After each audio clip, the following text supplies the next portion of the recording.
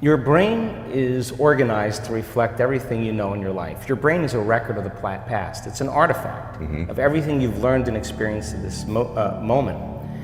Feelings and emotions are the end product of past experiences, and we can remember experiences better because we remember how they feel. So most people wake up in the morning and they start remembering all their problems, and those problems are connected to certain people and certain things at certain times and places. The moment they start thinking about those problems, they're thinking in the past. Those problems have an emotion associated with them, and the moment they start feeling those emotions, the body, as the unconscious mind, doesn't know the difference between an experience that's creating an emotion and the emotion the person's fabricating by thought alone. Now, thoughts are the language of the brain, and feelings are the language of the body.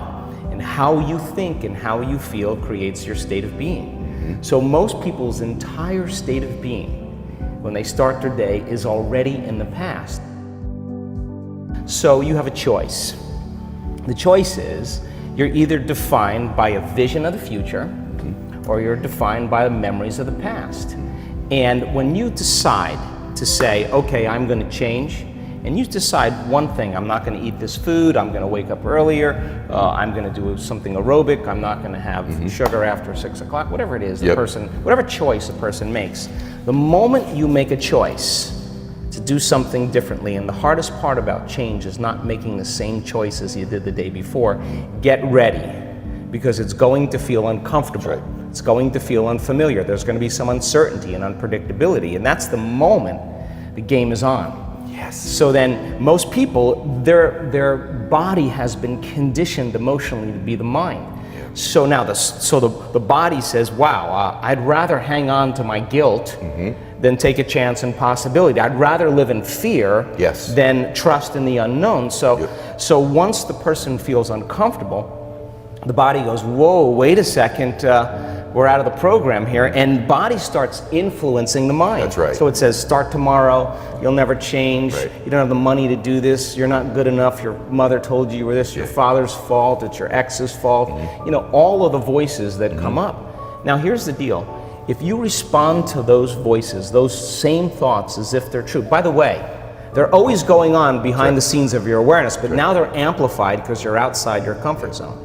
You believe in that thought's going to lead to the same choice, which is going to lead to the same behavior, which is going to create the same experience and produce the same emotion, and the person's going to say, this feels right. No, that feels familiar. Going from the old self to the new self is a neurological, it's a biological, it's a chemical, it's a hormonal, it's a genetic death of the old self. And people will say to me, in that void, in that unknown, I can't predict my future. And I'll say to them, the best way to predict your future is to create it. Not from the known, but from the unknown. I love it. So close your eyes now and think about that vision.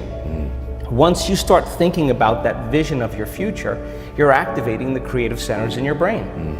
And naturally, you begin to think about putting yourself in the scene.